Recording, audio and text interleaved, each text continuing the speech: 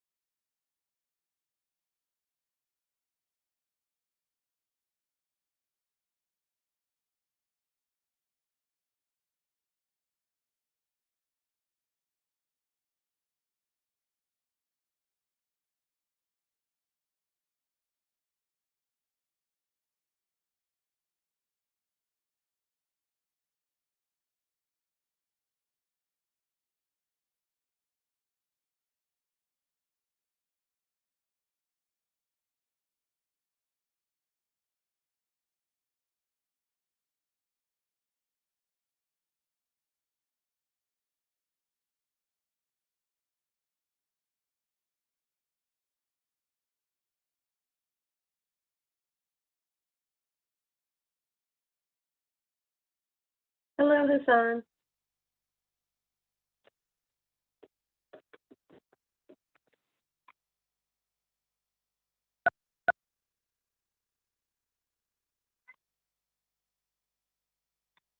Hello?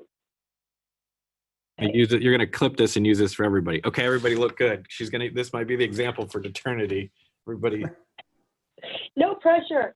Okay, so project canvas. Here is the project canvas. We can all read because we're adults and here, I guess. Okay, so we're going to make a copy of select slides. I'm going to select the 1 and 2. We're going to call this ESHIP. What do we want to call this? This is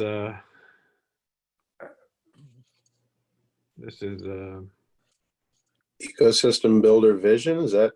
vision, or the What's the vision? Oh my gosh, we're ready. Can't even come up with a Can name. we create a project to create the title? ESHIP sales. We call it the awesome, fun, sweet Garage of High Fives project. No, I think it's the.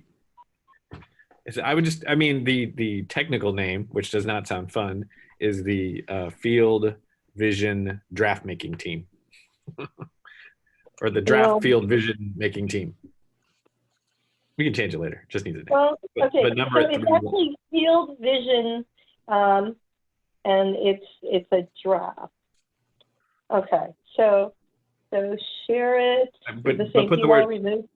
Yeah, I think we're a project. We're a team, so put the word team at the end. Draft team. Okay. Maybe. I'm gonna put this into. I'm gonna share this with Gold Canvases. Maybe that will work. Okay. I don't know.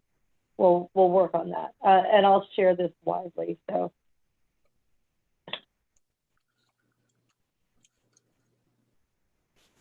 Uh-oh. Did I only copy the one form? Yeah, you can just copy the whole presentation if you want. Well, I didn't do that, Andy. So we're all learning. This is learning. This is just learning. While you're doing that, I got off this great call just here with the presenter was a woman out of Canada, out of Ottawa, and she was talking about emergent strategy, which is a word I'm hearing more and more, but essentially how do you do strategy in a complex system and environment. And one of the things that I thought was really key that she just continues to outline, and I intuitively understood this, but it was a nice reminder, was just that the cycles of learning have to be, the faster you make the cycles of learning, the faster the sort of emergence happens. And so even things like, does our Google Drive project canvas work? All the steps that are required in duplicating it. But it's just thinking about how do you gather together learning across a large group of people who are all individually learning, and how do you sort of feed that back into the network was the question. I'm sure Mike has a lot of thoughts on that. I'm so glad that somebody has thoughts on that. So, all right, I'm going to share this in the chat. So I'm going to stop sharing my screen and share this in the chat so everybody can follow along at home. So welcome everybody to what is now the Shared Vision project team as we work towards creating a draft for the field. We need a code name that's way cooler than that. So if anyone can think of a code name like Team Aardvark. No, that didn't resonate. Okay, Team. Okay. Team so Nighthawk. Let's do this as a popcorn question. What is your throw out a name for the team? Okay, so be creative. And Andy, are you going to go with Team Aardvark? Team Aardvark. That was my submission. Okay, so I will put this in here, and then you get to popcorn to somebody else. Go, Hassan. I know he's got the idea. He's got it figured out. Yeah, I was in deep thought. I'm trying to think of a word. I heard a word the other day which was really interesting. It was almost a play on the word communist, but I can't remember the word. Okay. All right. We're getting started out here good. How about like shipbuilders or something like that? Something creative. What do they call shipbuilders? People who are on the docks, like putting these ships together. There's got to be a crafty name for those folks. Besides shipbuilder? Yeah, I mean, You just pronounce that P really clearly, though. Ship.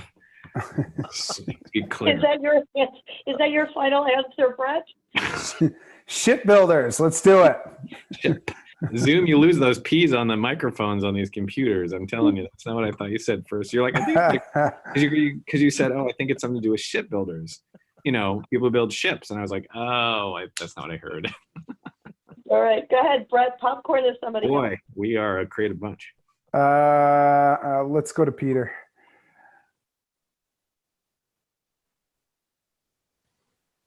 Oh, you're muted.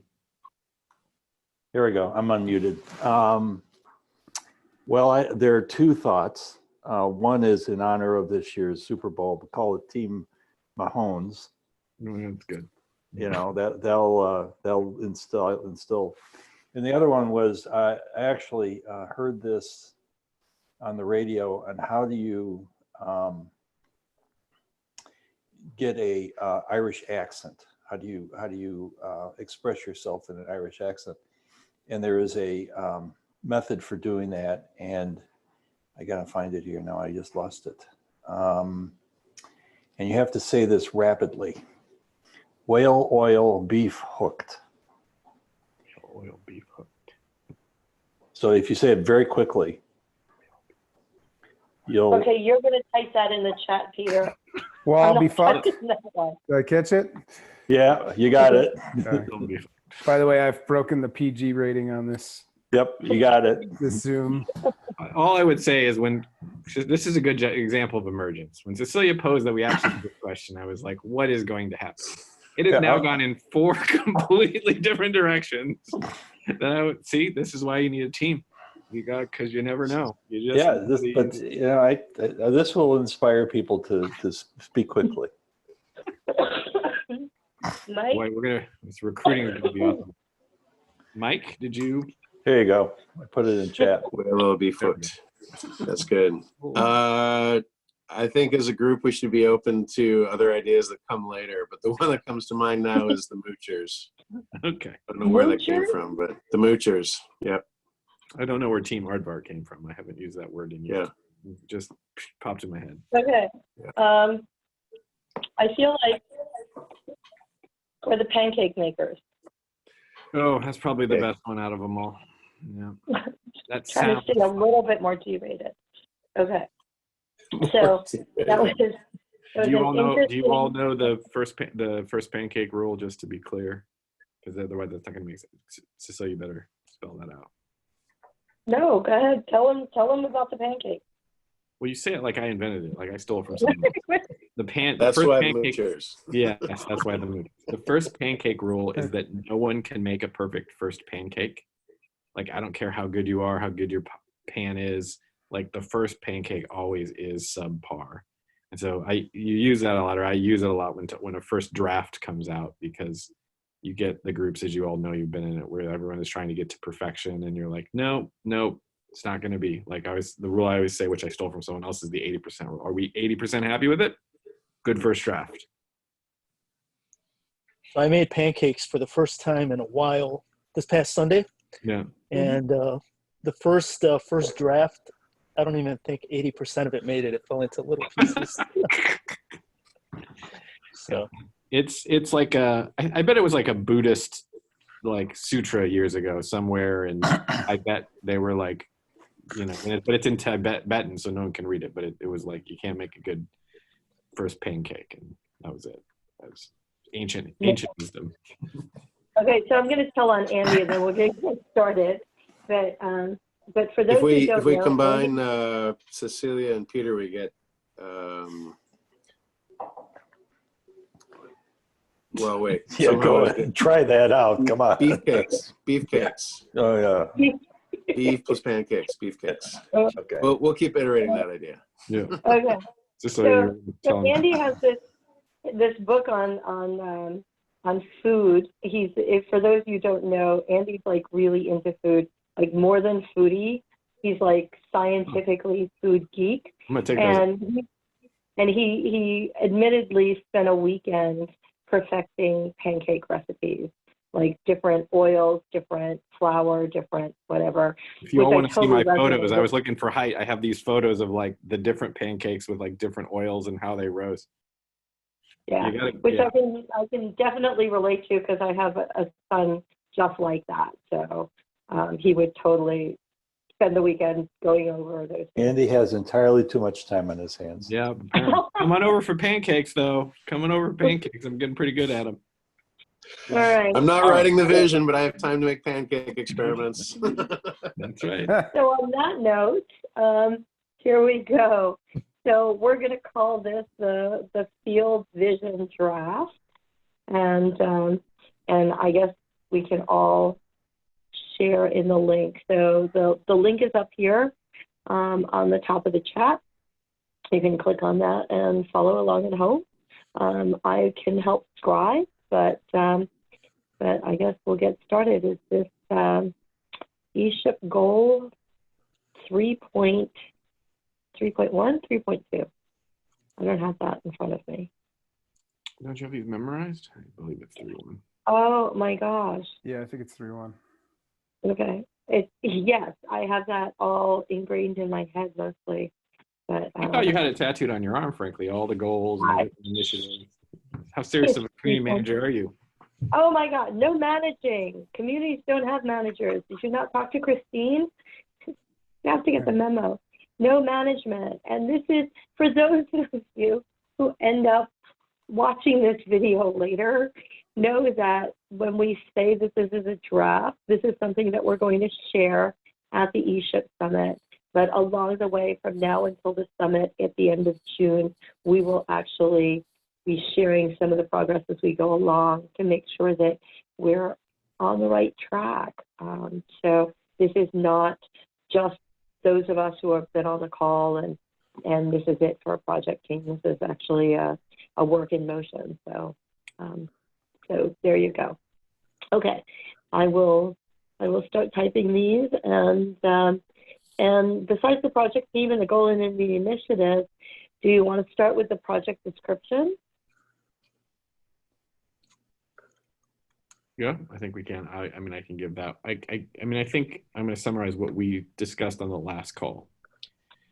And then y'all tell me if I remember or I don't remember.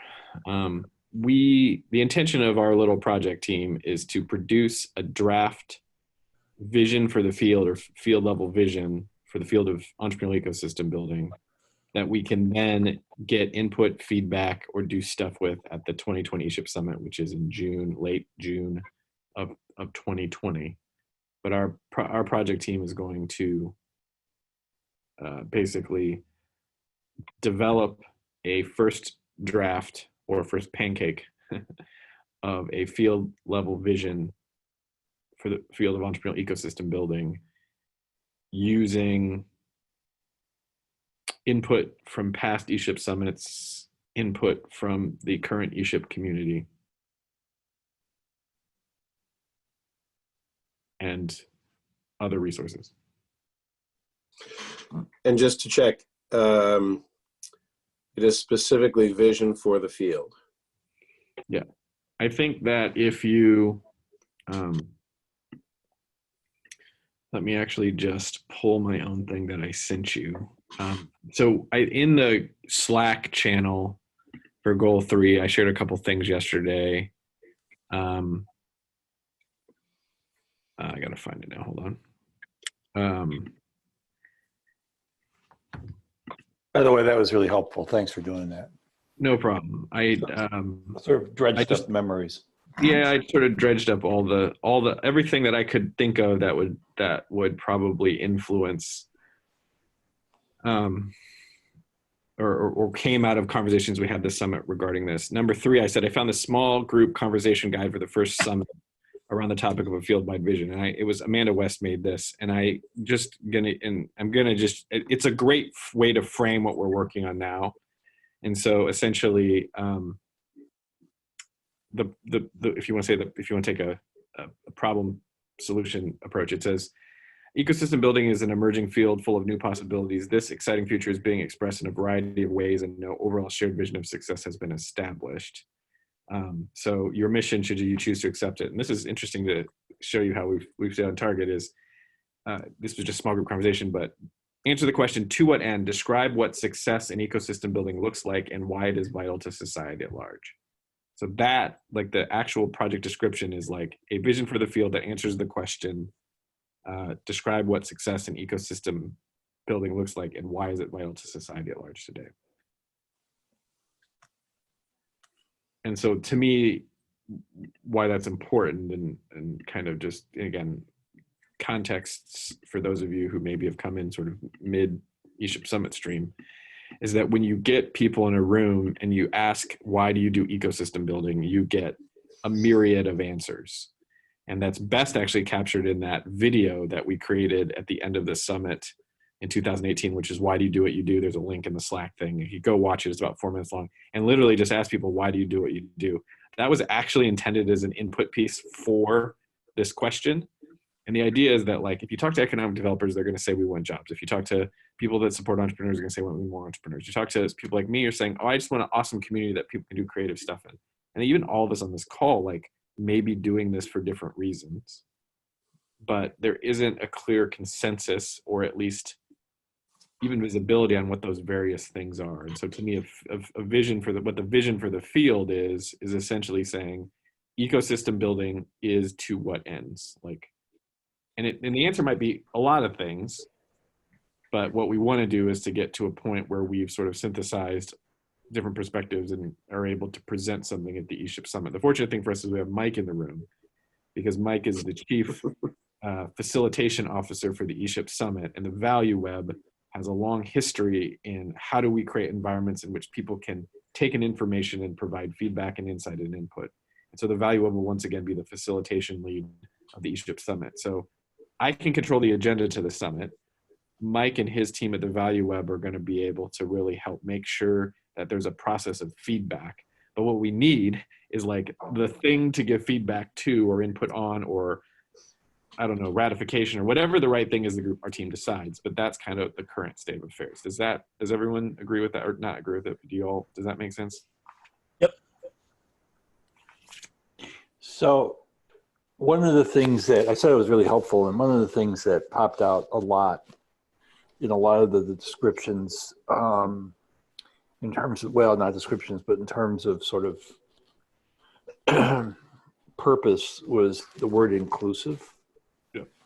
And I sent a note to some of you this morning about that. And maybe not everybody, I just hit reply to all, but sorry, anyway. And that was an issue that really we focused on a lot at a meeting that I put together with the great help of Scott Holzman from Mike's team, who I really want to call Ken all the time because there was a Cubs pitcher named Kenny Holzman, but anyway.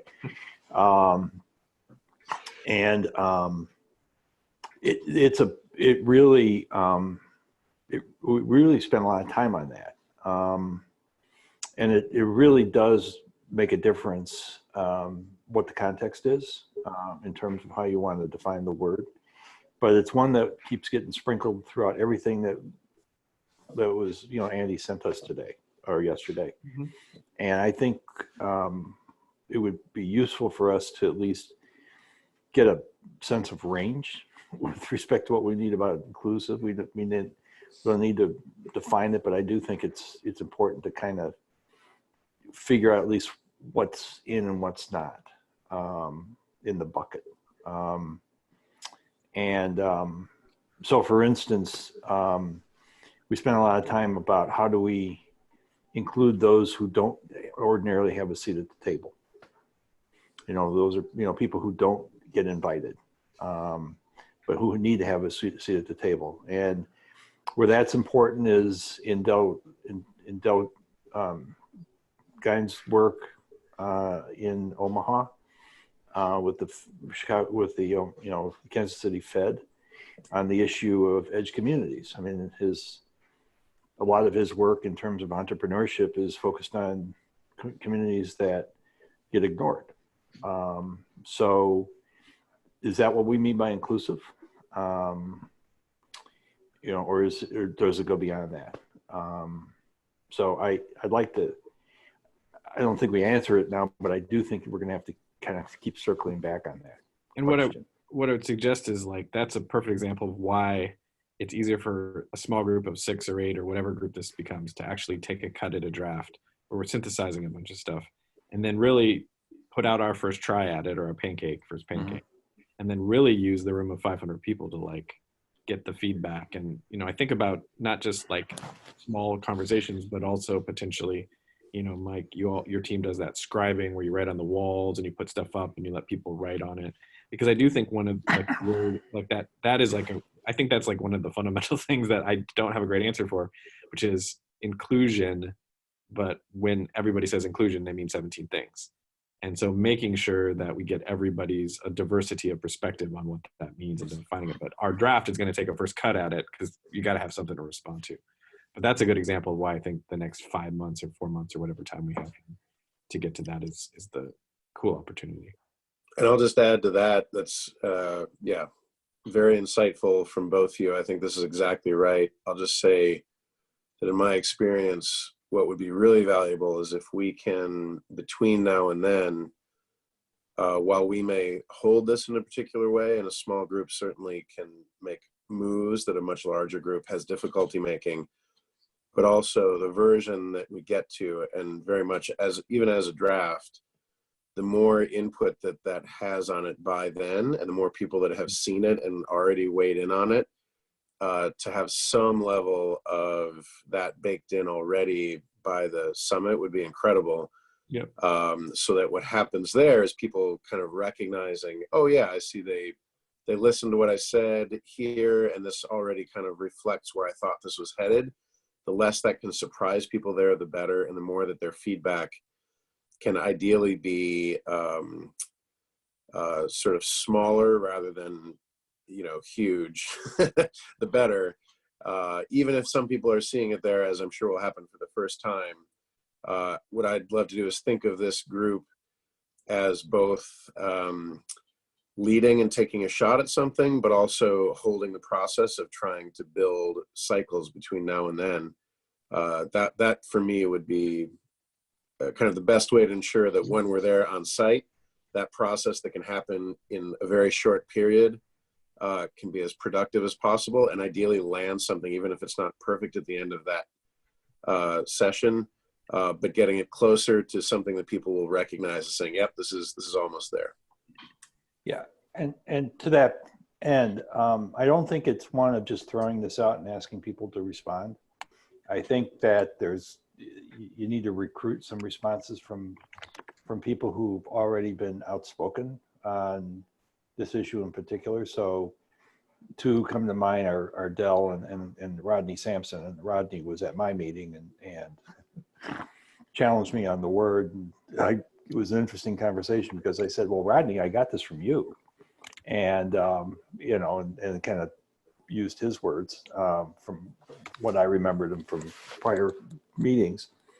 But I also think, Andy, that you've, in some of the other agendas, some of the other meetings, you've actually made a real effort in having different voices from different places as part of the conversation in terms of the plenary presentations. And I think those individuals make a real handy group to go back to and say, you know, we'd like your input to, you know, respond to what we're coming up with in terms of this concept of inclusivity, and, you know, how do you respond? And I'm thinking, for instance, you know, the company that makes, you know, that does the real-time captioning, you know, so now you're talking about a group of people who,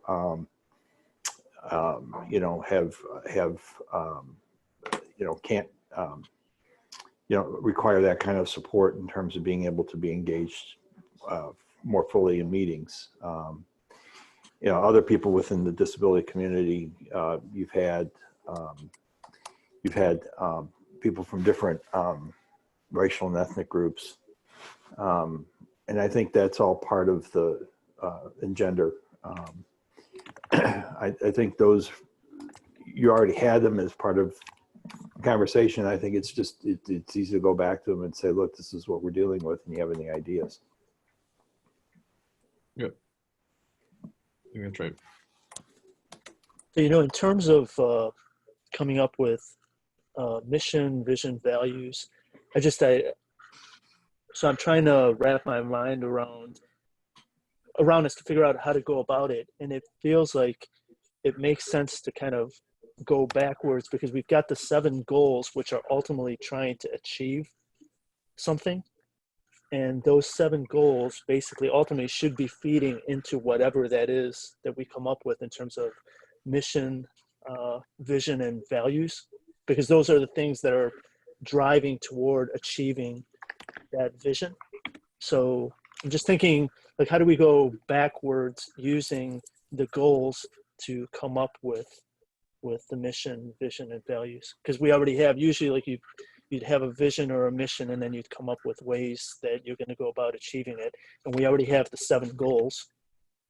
And even though this is like goal 3, part of the 7 goals, like, how do you walk that backwards to try to feed into what that mission, vision, and values are?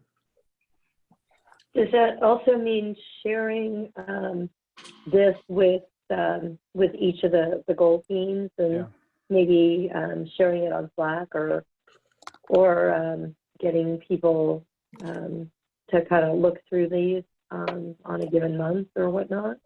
I mean, those are the logistical parts of those things I can definitely help support, which is making sure that we present it to the community. I would probably say, just like the ESHIP goals, for a group to get together. So, like, Amanda went off in a corner, came out with some ideas, shared it with Andy and Enoch and some people around the foundation, and then the goals kind of evolved a little bit, and then we had ESHIP champions come, and it evolved a little bit more. And then I know that there was a time when they were publicly posted where people could comment, like on the Kaufman page.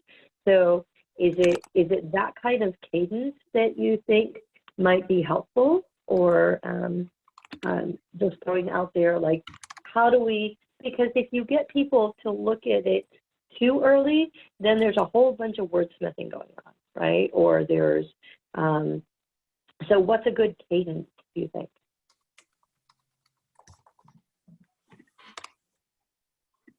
Yeah, I think that's a good point. I mean, all of this sounds like a nice way to think through hearing from multiple voices, and so that just adds kind of timing to it. So I think we need to feel really good about what we produce here, which is going to take a couple of run-throughs. And then, I think Hassan raises a good point, being, using the goals as kind of drivers for what we develop, or at least making sure that we're being considerate of all the goals in what we create. But, depending on how you guys feel based on past ESHIP summits, I think we try to, maybe not fully bake, but 3/4 bake something that then would have that internal ESHIP champion opportunity for feedback, and then go into the summit with that idea of, all right, this has got to be an agreed to set of principles around vision. And so, there is that feeling, that sentiment of, we're going to need your feedback in order to really finalize whatever's come up here. So I guess it's just finding that sweet spot, of, because you're in a little bit more, I don't know if trusted is the word, but a safer place with folks on the other goal calls. And I don't see everybody stepping forward to commit time to refining work from another goal, but some will. And so they'll do so, with grace, I would assume, and without, but they're going to need to see something that's pretty fleshed out. So, we probably do need to take it pretty far before we put it in their court.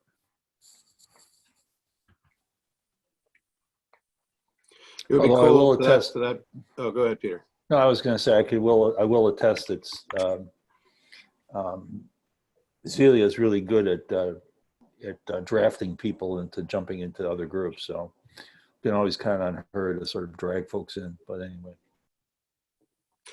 I was just going to say, I think the impulse to lean on the champions is great, and just recognizing that they each have their own communities, just around the goals, but also everybody has their own local communities. And I'm just thinking that if we can act a little bit as, in some ways, part of what we're doing, a big part of what we're doing is coordination of that effort, and really making sure that we get something quickly that we would be able to even push out to them and say, it's on you to gather some feedback from your groups and your networks, and that comes back to us. I mean, I don't know how soon we want to try and have a timeline, but I think the way that we could be holding something and really soliciting something from that community, the more that can be the way we're thinking about this, the better.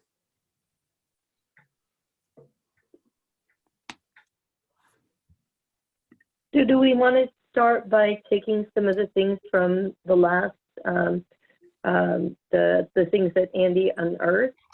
I feel like a bunch of anthropologists, that we can start there and refine. So we actually have something to start with. I feel like, sometimes on our team calls, I end up being the person who throws the paint on the wall, and then Andy and Lauren and Christine come over and really make it look pretty, which is really great to have something to work off of. But we have to be pretty agnostic about those ideas sometimes. I think what we want to, my sense of it is, if you go look at the project canvas window, ours is actually pretty straightforward. Like, deliver this draft, target market, value proposition, metrics. I put some stuff in. If anyone else wants to add stuff, please do. Or if your thing isn't right, Cecilia put some stuff in too. The thing that I don't think if we could figure out in the next 20 minutes before we wrap here, just kind of like what's a timeline that we're going to take as a group to sort of think through next steps, knowing that we have a monthly call, but if some activity happened in between those, that would be helpful. We do have a little bit of time, which is good. My sense of it, Mike, would be that if we had a pretty final version of it of this thing by June, by like early to mid June, it would help us. We're obviously gonna have to think about, Mike and Andy are gonna have to think about, and Cecilia, what within the programming, how is this gonna fit? We'll make space for it, but if we could have it by June, so that gives us basically March, April, May, and maybe like 3.5 months to do something. But when you say final, Andy, you're saying final as far as the work of this group is concerned. Yeah, to be shared at the group, and sort of what I sort of foresee in my mind, and I'm making this up entirely, is that there's some session or segment or something where we share out this thing, and this group or some representative of this group kind of explains the process we went through and says, why do we need a vision for the field? Or that had been identified, obviously, in the ESHIP goals. Here's the process this group went through. We're taking a first crack. Here's the first crack. Now's your chance to, put input, feedback, whatever. And so we could do that 100 different ways, which we'll figure out later. And that's look at Mike and the Value Web team to help figure that out. But what do we need to do between now and June to just take our first sort of crack at it? Like, does it, and maybe Mike, you have some suggestions in sense of, we have at this point, 6, potentially add Tiffany and a couple more, 8 different minds who've obviously thought a lot about this, but like, what can we do? Like, what's the first step for us to lead that will lead towards eventual convergence? But I'm sure we all have different perspectives Sure. that overlap, I'm sure, at some point. A couple quick thoughts. One is in terms of that timeline. I wonder if there's even a way to have something. Well, one is, what do we want to have by the end? I would say it would be very smart for us to say, as we've done previously with this kind of thing, at the end of the session, Thank you, everybody. We've gathered your feedback, and we're going to turn around a draft of this quickly, rather than trying to say on the final day, we've landed, everybody, here's the final answer. So just thinking through kind of what that process might be on site. I also think it makes me wonder if there's a chance to have something that we would consider a really solid draft that we would circulate to all participants beforehand or make available to them, whether on the website or somewhere, have them have eyes on it and start to process that beforehand and start to even ask their networks, hey, anything we want added to this or that we think is missing here or shouldn't be here or whatever. So, so that when they're there on site, they're already, having some thoughts about that. I also think a first step is, like you said, there's a huge wealth of stuff already.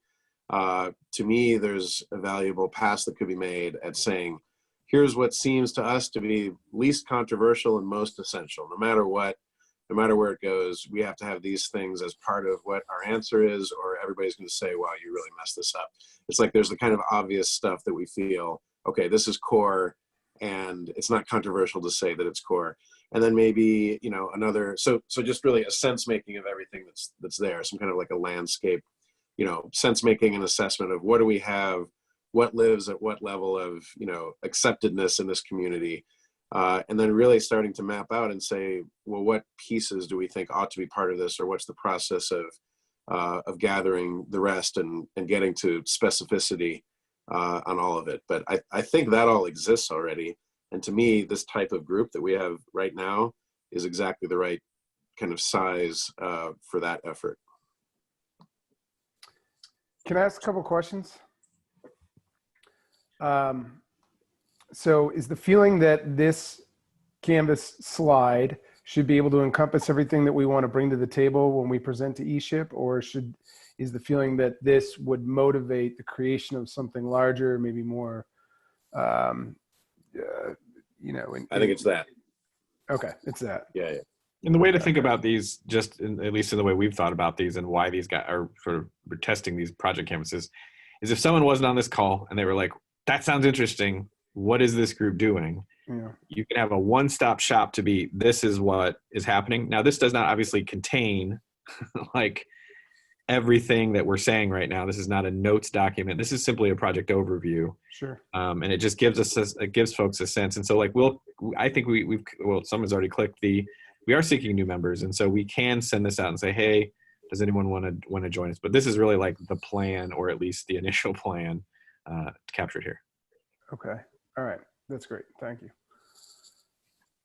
And then coming out of ESHIP, what will we do with a finished product? I mean, obviously this is something that gets codified into the larger ESHIP goal work, but how are we going to act on this particular piece? Or do we want this to become something that communities consider pledging to just informally, so that it becomes more common practice in the communities that consider themselves a part of this work, or does it stay higher level? My sense is that that's one of the questions this group needs to answer. I just actually put it in as the last step because I think I don't know. I mean, there's a couple assets I can offer, which is like we could put it in the playbook. But I don't know. Like, is that the thing you're supposed to do with these? I don't know. But I think the end goal, which is like the value proposition to create and build alignment around the foundational aspects of the emerging field, is sort of the intent of this. I would say we should do whatever will get us to create and build alignment around the foundation. Yeah, I guess that's my question. Is like, what does that look like post summit? Right. Yeah. Let me jump in with 3 short comments. One, well, actually, you took care of one. Thanks, Cecilia. We lost the title for value proposition, so you got that back in. But I do think that there's some value to debating and wordsmithing as a group, even if it's 500 people. And partly because I think if you leave it to the scribes afterwards to sort of make sense of it, all we're doing is having a few people trying to interpret what a large group was talking about.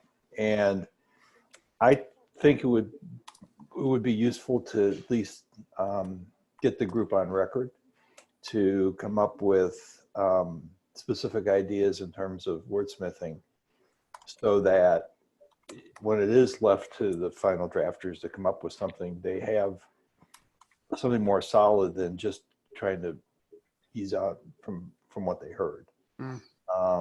So I realize that that's a tough process with a large group, and it might be frustrating, but I think there's some real value to that in the long term. The other is that, and I was reminded of this because of another thing that Andy helped me with, and that is there's actually a second audience that occurs almost concurrently with this meeting, and that's the mayors. And they're looking, I've been around public officials all my entire career. They like things to be tangible, and they like to be able to see how what people are talking about conceptually gets interpreted in terms of real action on the ground. And I think that that's an audience that we need to be somewhat attentive to. It's not the primary purpose of this group, but I think it's one that feeds into sort of sustaining the larger movement. And to the extent that what we come up with can be useful to informing that conversation, and I know it's a different agenda and all that, I think it would be helpful overall. I think you can find more champions of people who have resources to do something about it. So I do think there's a second audience here. So I put in the human resources required wordsmiths and policymakers, because I think, looking at America's New Business Plan, local, state, and federal, the different lenses that people look through. And then I've got on the next page where additional notes and information to make sure that inclusivity needs to be front and center, right? So besides those human resources, so thank you for putting in diversity of folks giving feedback and input. Is there other human resources that we would require?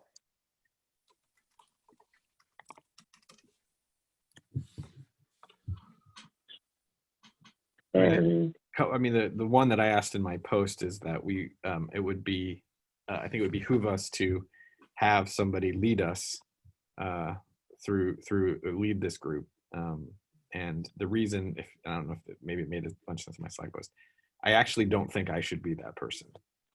I don't on a daily basis go into my local community and build an ecosystem.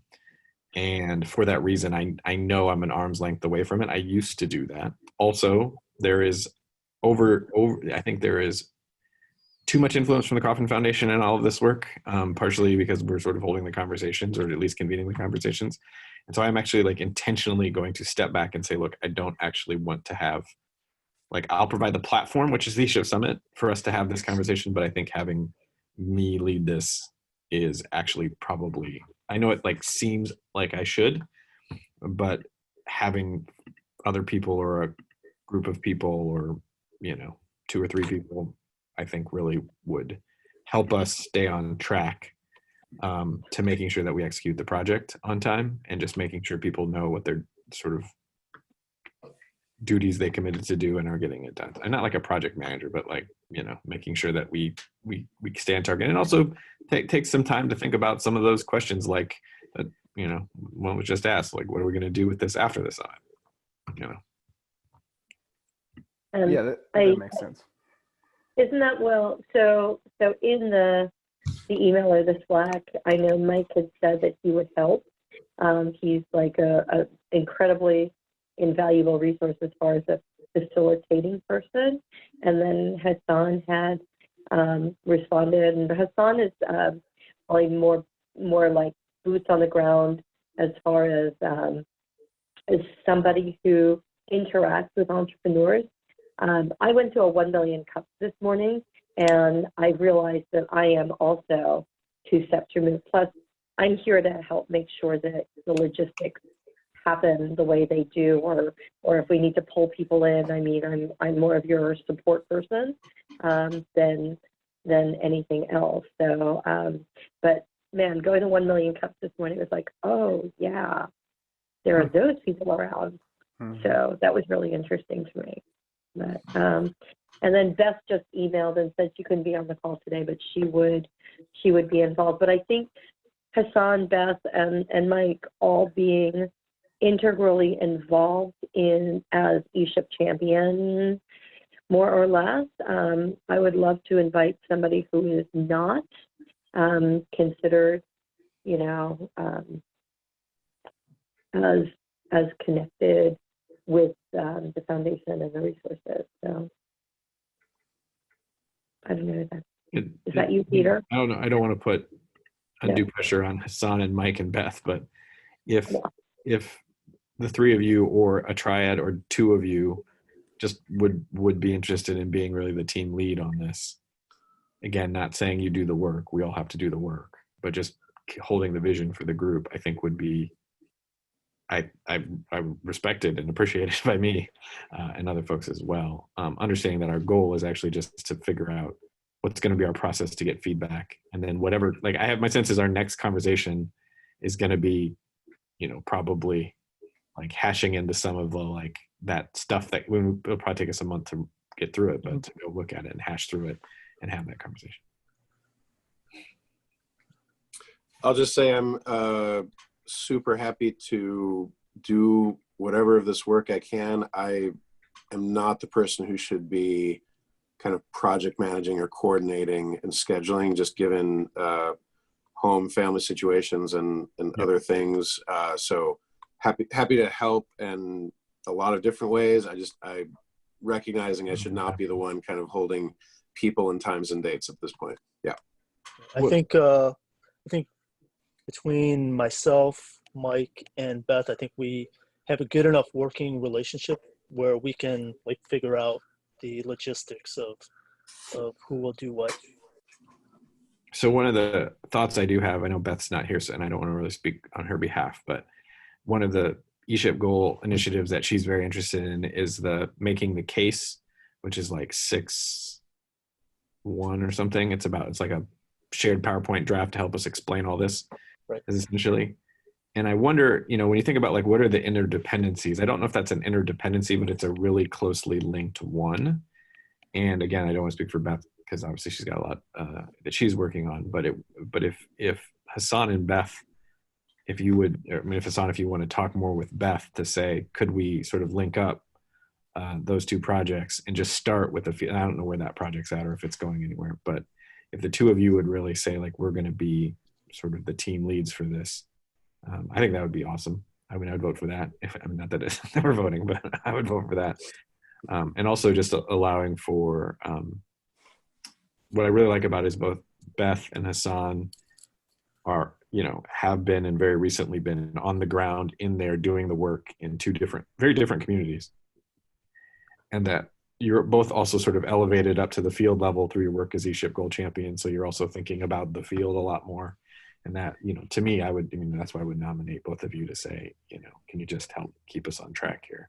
And then probably be the people to represent our work at the summit, whether that's sharing something on stage or whatever. I don't know yet, but I would nominate that. So let's, can we circle back with that with Beth and so Hassan and Beth with the support of Mike, and then the rest of us are all kind of helping along. That would be great. So what I will do next steps is I'll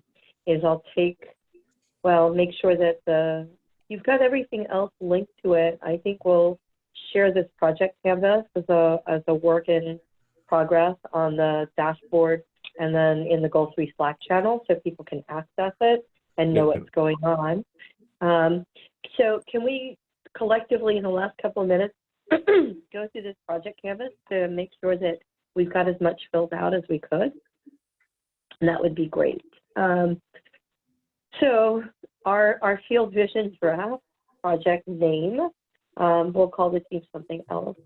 I think that, and Andy pointed to one of the interdependencies being 6.1, but are there other project initiatives that are interdependent, or is it like all of them? Everything flows from this.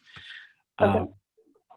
You know, 6.1. I mean, I don't know if interdependence is right, but they're linked. They're certainly linked. Just one other edit I just made, but for the purposes of just being as descriptive as possible for someone who reads this later, I actually just named our project the Field Vision Development Process.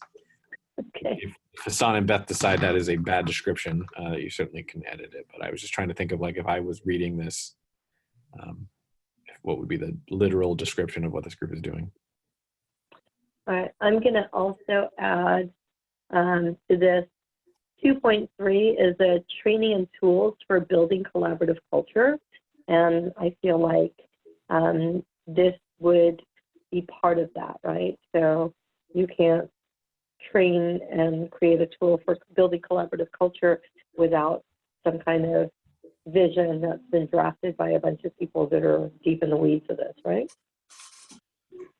I mean, I added goal champions under human resources, and the reason I'm bringing it up now is I think if there's not visibility and input specifically from all the other goals on this, and they don't see themselves in this vision and in this language, then they're going to say this isn't what we're talking about. So I just think it needs to specifically have input from the goal champions as part of the process. So I don't know if you need to call that out in interdependencies, but at least in the human resources, that feels pretty critical.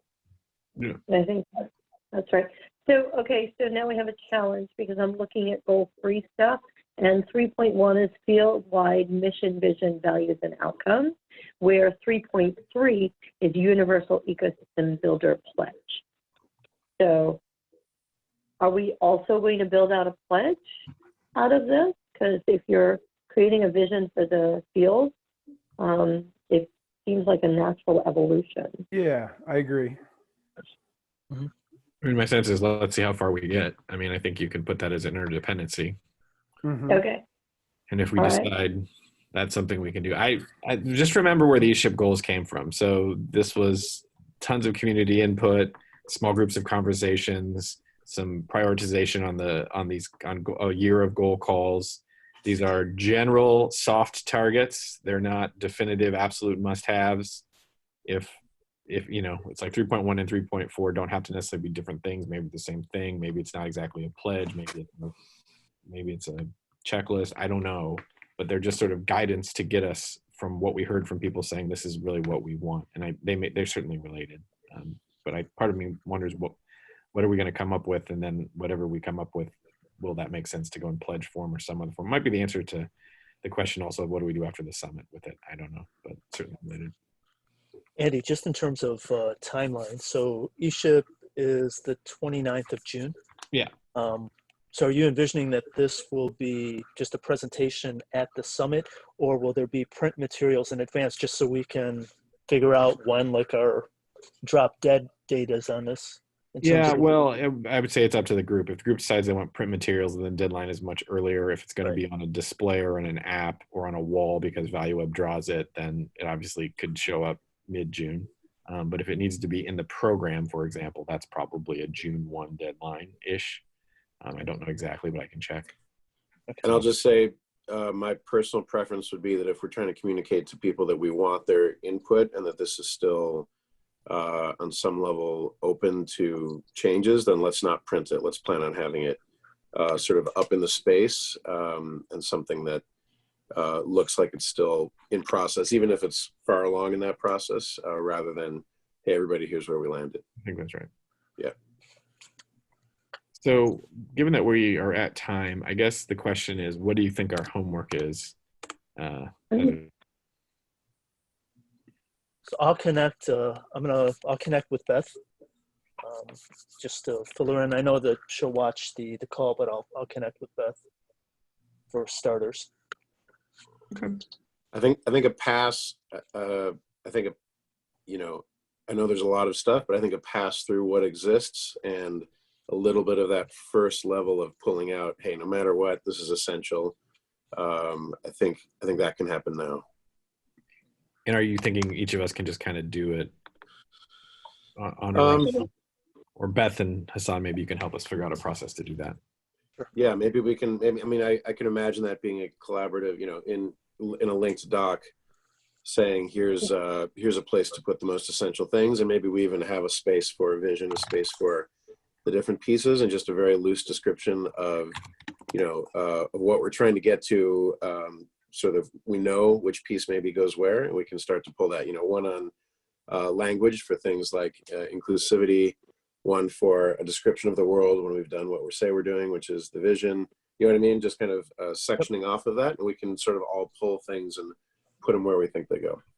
Do you want to do that in the sandbox document that Andy made so that it's commentable and we keep it all in the same place? Well, let me jump in. I think, Mike, to your point, I think some sort of framework with descriptions as to what are the elements of the framework, I think will be really useful. I think just getting something on paper and says, okay, here's here's the checklist of things we need to go through, would be helpful. So what do we mean by inclusivity? What do we, and what's a vision versus a mission versus whatever, and how do we start to define that? And then have people begin to put things in would be useful.